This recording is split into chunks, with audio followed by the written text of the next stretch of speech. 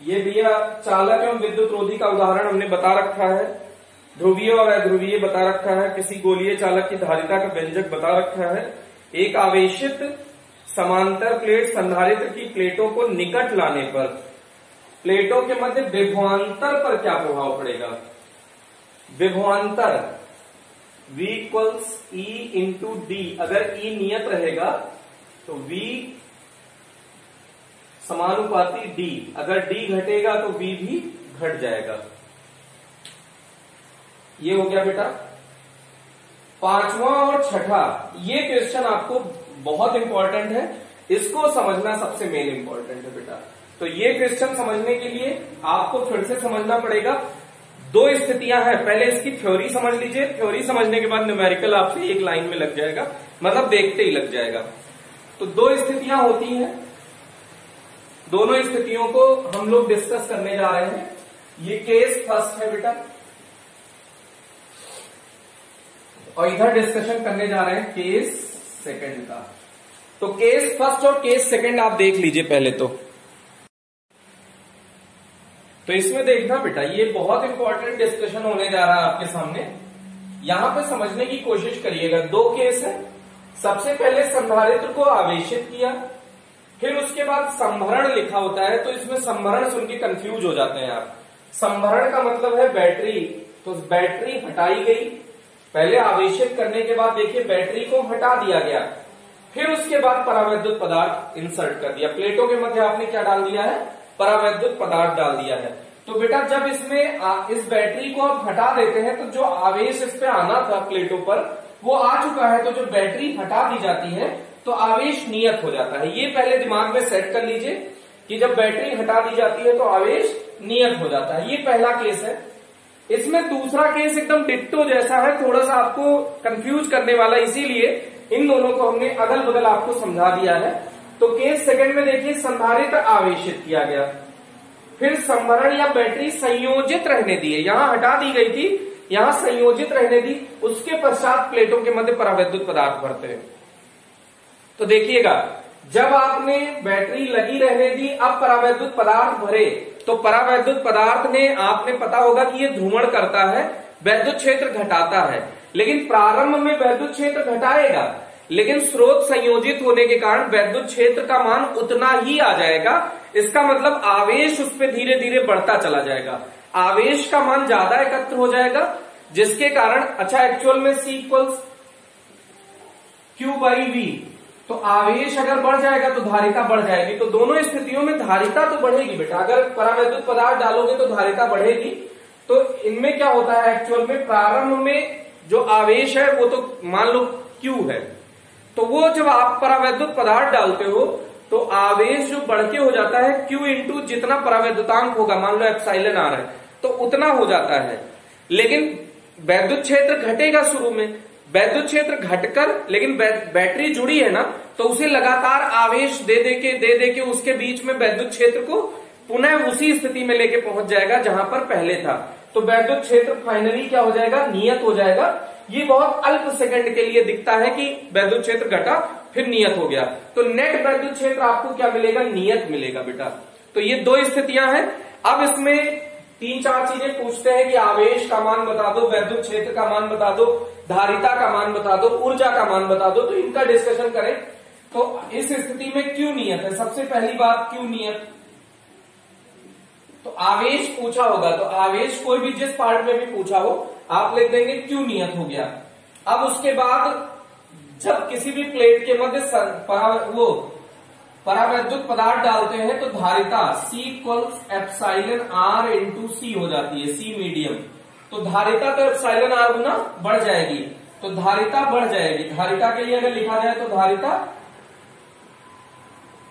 बढ़ जाती है बेटा।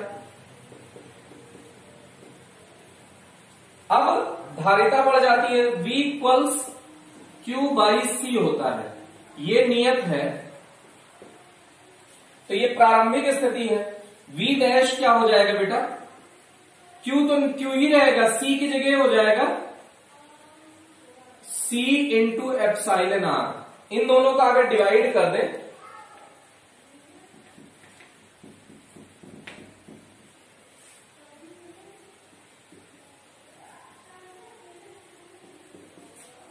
इन दोनों को अगर डिवाइड कर दें आप तो आपको ये पता चल जाएगा v डैश अपॉन v कर दीजिए।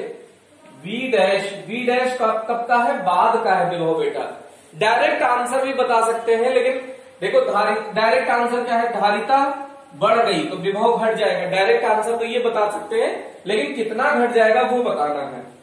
तो v डैश का मान है q अपॉन सी एप्सिलॉन r अपॉन v का मान कितना है q बाई सी। तो सबसे नीचे वाला सबसे ऊपर बीच वाला बीच वाले से गुणा हो जाता है, ये तो आपको पता ही होगा। तो ये क्या आ जाएगा बेटा, q अपॉन सी एप्सिलॉन r इंटू सी अपॉन क्यू।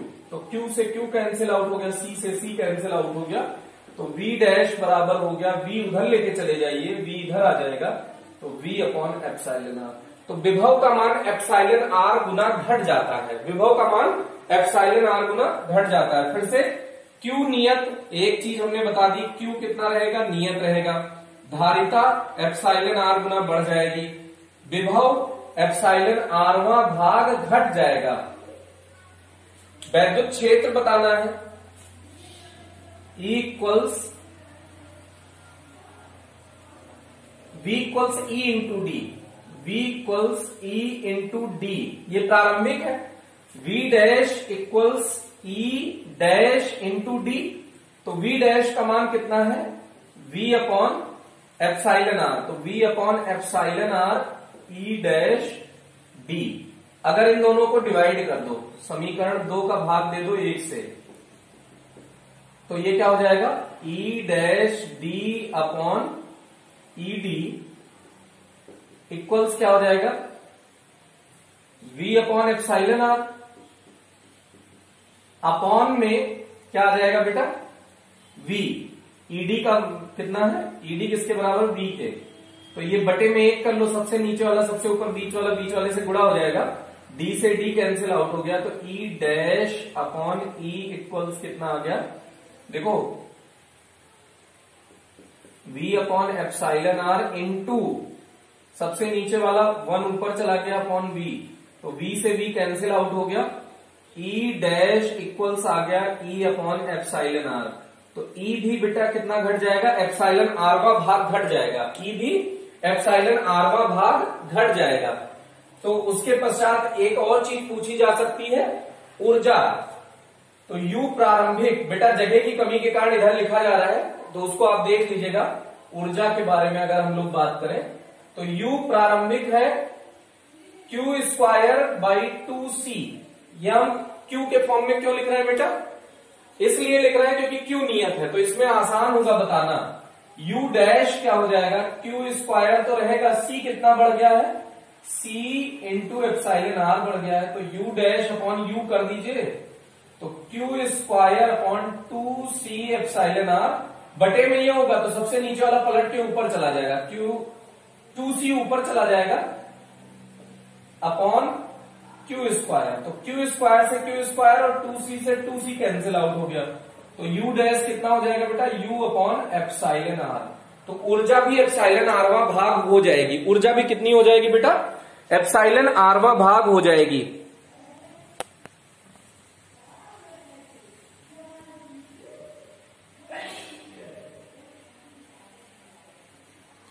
तो ये देख लीजिएगा आप, ऊर्जा के लिए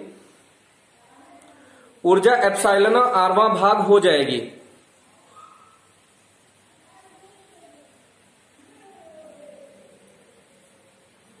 तो यहां पे थोड़ा सा ये देख नहीं रहा है, तो इसको हम लोग ऐसे कर देते हैं, U डैश थोड़ा पास लिख देते हैं, U अपॉन एप्सिलॉन r।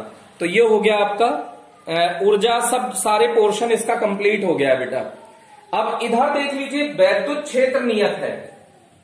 तो वैद्युत क्षेत्र अगर नियत है तो इसके बाद का डिस्कशन करा जा रहा है कि E नियत है तो V equals E into D. अगर E नियत है, D नियत है, तो V भी क्या हो जाएगा, ये पूरा नियत ही तो है, तो V भी क्या हो जाएगा, नियत। तो दो आंसर तो आपको तुरंत ही मिल गया, E नियत है, V नियत है। अब आपको C equals C medium equal C into epsilon r हो जाएगा बेटा। तो एप्सिलॉन r गुना धारिता, तो एप्सिलॉन r गुना बढ़ जाएगी। फिर उसके बाद परावैद्युत पदार्थ की उपस्थिति में धारिता बढ़ जाती है। फिर आपको क्या पता करना है, विभव पता चल गया, आवेश पता कर लीजिए। Q equal C V, V नियत है तो Q डैश इक्वल्स क्या हो जाएगा, C कितना हो जाएगा, एप्सिलॉन R इंटू सी, और V को V ही रहने दीजिए। अब दोनों को डिवाइड कर दीजिए तो Q dash upon Q equals क्या हो जाएगा, epsilon R CV upon CV। तो CV कैंसिल आउट हो गया, Q डैश कितना हो जाएगा बेटा, Q इंटू एप्सिलॉन R। तो आवेश एप्सिलॉन R गुना बढ़ जाएगा। तो तीन चीजें बता दी, QC बता दिया, V बता दिया, E बता दिया। ऊर्जा और बतानी है इसमें, ये वाला पोर्शन थोड़ा सा इजी पड़ता है। तो ऊर्जा U प्रारंभिक जिसमें V आता हो बेटा, V आता हो तो ऊर्जा का फॉर्मूला ये वाला तो ना लगाइए क्योंकि V इसमें आ नहीं रहा है, तो हाफ CV स्क्वायर लगा दीजिए, हाफ CV स्क्वायर। V नियत है, U प्रारंभिक है, U बाद का क्या हो जाएगा, हाफ C कितना हो गया, epsilon R C V square. अब दोनों को डिवाइड कर दीजिए आप, तो U डैश अपॉन U कर दीजिए, तो half epsilon R C V square upon half CV square. Half CV square यहां कैंसिल आउट हो गया, तो बचा क्या बेटा, U डैश इक्वल्स हो गया U into epsilon R, U into epsilon R। तो ऊर्जा एप्सिलॉन R गुना बढ़ जाती है। ऊर्जा कितनी बढ़ जाएगी बेटा, एप्सिलॉन R गुना बढ़ जाती है इसकी ऊर्जा। ये थोड़ा सा छोटा लिख देते हैं, दिख नहीं रहा है। तो ऊर्जा एप्सिलॉन R गुना बढ़ जाती है। ऊर्जा कितनी बढ़ जाती है बेटा, एप्सिलॉन R गुना बढ़ जाती है। तो इसका हमने सिर्फ आपको कैलकुलेट करके दिखाया है कि इतना कैलकुलेशन की जरूरत नहीं है अगर आप में लघुत्तरात्मक में आया है। ये तो हमने सिर्फ आपको डिटेल में समझा दिया है। अब आंसर देने के लिए इसको इरेज कर रहे हैं बेटा, इसको वीडियो पॉज करके नोट कर लीजिएगा, बहुत बेहतरीन टॉपिक था। तो अब इसको हम लोग फिर से इसके आगे डिस्कशन करने जा रहे हैं, देख लीजिएगा।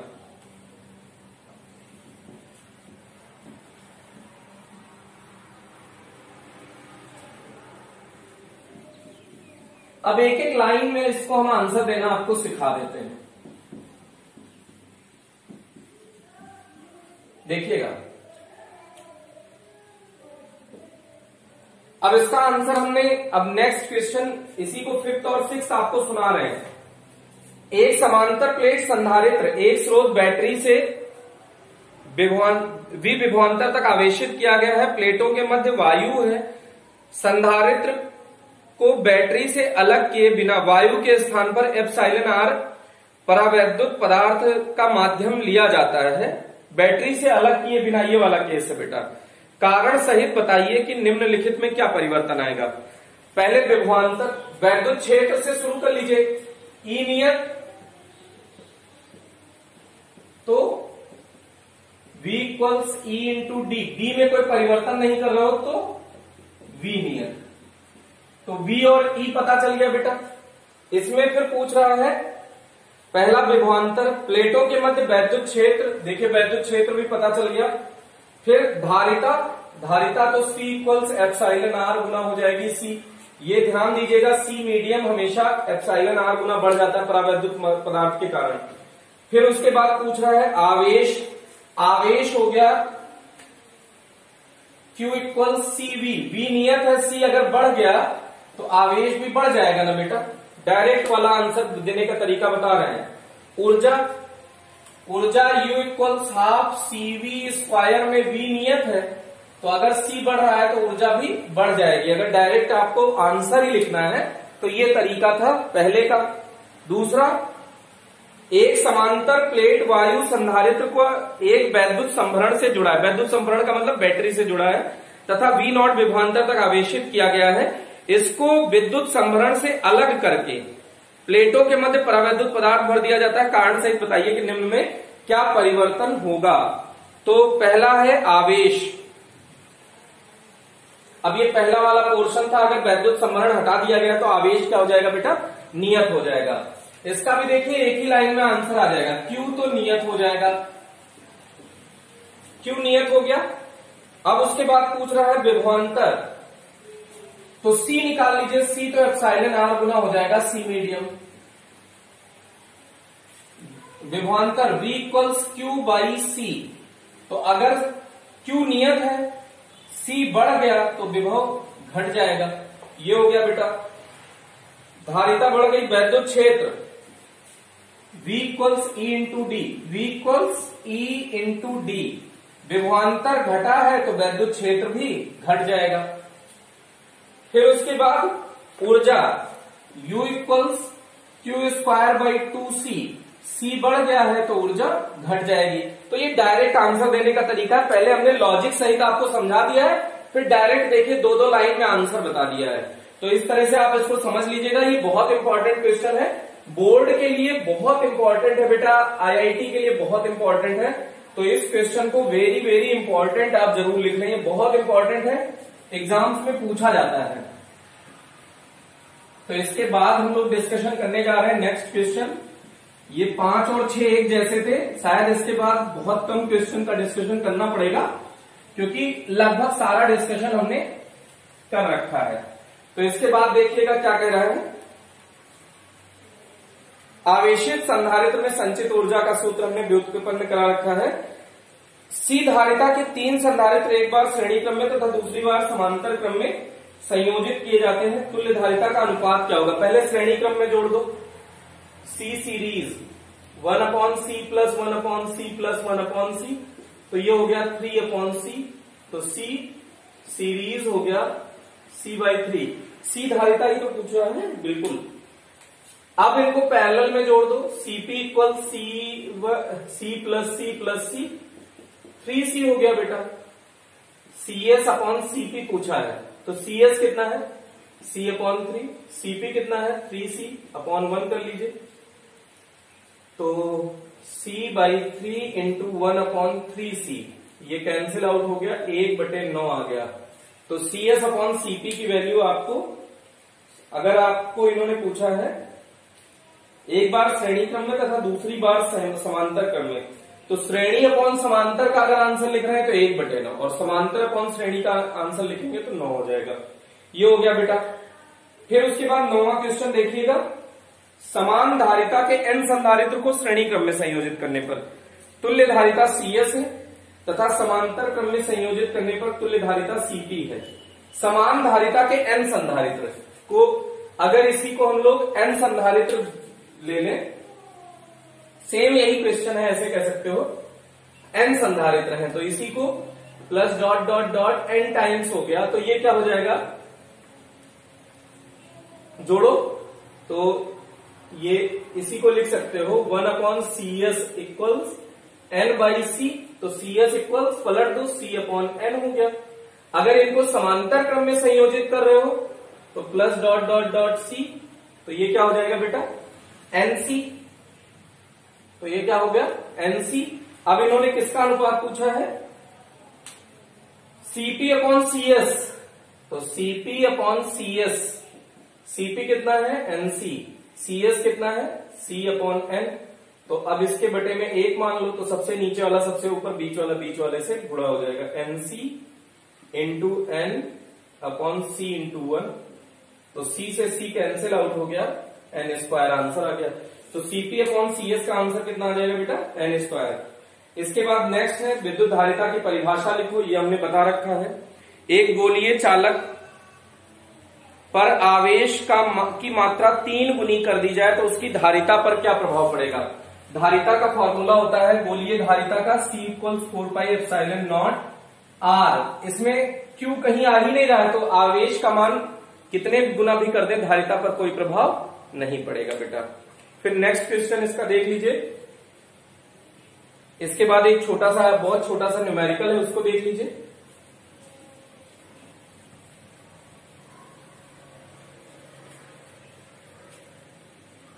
छोटा सा न्यूमेरिकल, उसको देखिए। 2 माइक्रोफैरड धारिता वाले वायु संधारित्र, जब ये वायु में है तो C 2 माइक्रोफैरड है। वायु संधारित्र की प्लेटों के मध्य अभ्रक रखने पर उसकी धारिता 5 माइक्रोफैरड हो जाती है। सी मीडियम इक्वल्स 5 माइक्रोफैरड हो जाती है जब अभ्रक रख दिया जाता है। अभ्रक का परावैद्युतांक ज्ञात कीजिए। तो इसका फॉर्मूला क्या है, C medium equal C into epsilon r. C medium कितना है 5, सी कितना है 2, एप्सिलॉन आर। तो एप्सिलॉन आर इक्वल्स 5/2 2.5 आंसर है इसका। इसके बाद नेक्स्ट क्वेश्चन देखिए, ये वाला दो आवेशित चालक गोले जिनकी त्रिज्या R1 R2 धारिता C1 C2 विभव आवेश Q1 Q2 विभव V1 V2 है, V1 ग्रेटर देन V2 है, नगण्य धारिता वाले चालक तार से जोड़ दिया है। तो सिद्ध कीजिए delta V1 upon delta V2 equal C2 upon C1। तो इसका हमने डिस्कशन कर रखा है बेटा। ये थ्योरी वाला लास्ट वीडियो देखेंगे, उसमें जो थोड़ी सी बड़ी वीडियो है 1 घंटे 15 मिनट की, उसमें ये लास्ट डेरिवेशन यही है। फिर उसके बाद तीनों न्यूमेरिकल जो तीनों प्रॉब्लम है वो भी हमने डिस्कस कर रखा है। तो इस तरह से ये चैप्टर खत्म होता है बेटा।